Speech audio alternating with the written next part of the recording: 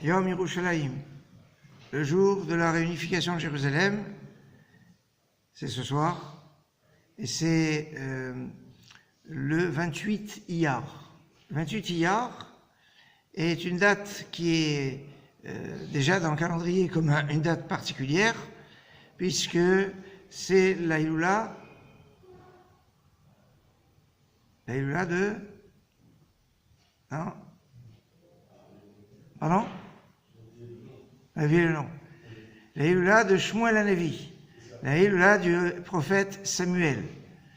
Et le prophète Samuel, c'était une personnalité ô combien importante, puisque il y a un verset qui met en balance Moshe, Aaron et tous les Kohanim et Shmuel de l'autre côté.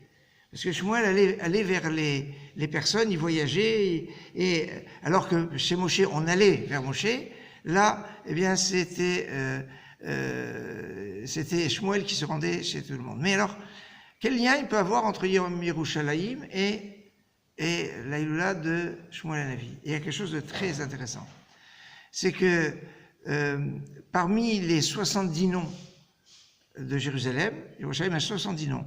Et l'un de ces noms, c'est le nom d'un quartier aujourd'hui de Jérusalem qui est Talpiot. Talpiot, ça veut dire quoi? Talpiot, la colline vers laquelle toutes les bouches se tournent. C'est autrement dit l'orientation de notre prière. Quand on doit commencer à faire la prière, la première question qu'on pose, c'est où Jérusalem?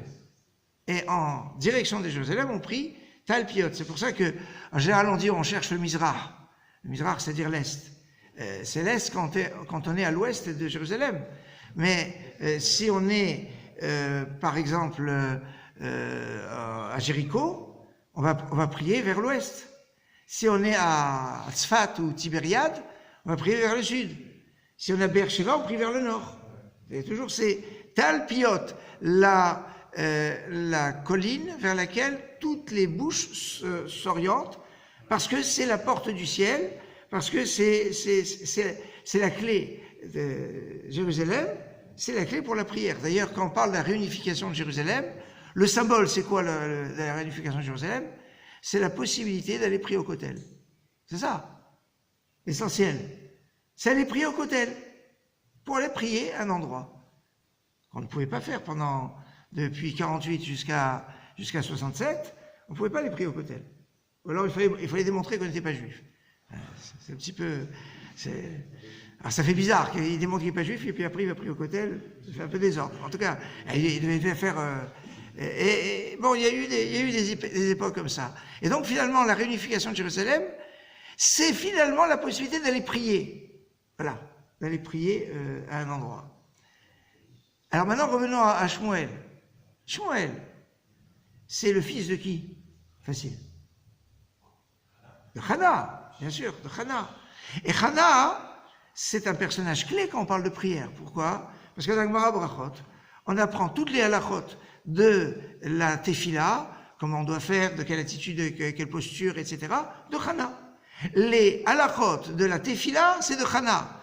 Quand elle prie pour qui? Elle prie pour quoi? Pour avoir un enfant. Autrement, pour avoir qui? Shmuel. Et si, comme il y a marqué Mispa Yamecha Malé, on nous dit que Akadosh Baruch Hu, il remplit les années des tzadikim, le jour anniversaire de leur naissance, c'est le jour anniversaire de leur décès. On voit cet Adar pour Moshe Rabbeinu, pour David Ameler, etc. Et donc, ça veut dire que le jour de naissance de Shmuel, c'est le 28 Iyar. Donc, ça veut dire que le 28 Iyar, c'est le jour de la naissance de Shmuel, produit de la tefila de Hana, qui est la référence par excellence de la prière. C'est intéressant parce que l'un des noms de la prière, c'est la Techina. La Techina, c'est pas seulement avec le Khumous, la Techina. Techina, c'est comme les Techinot, c'est une notion de prière.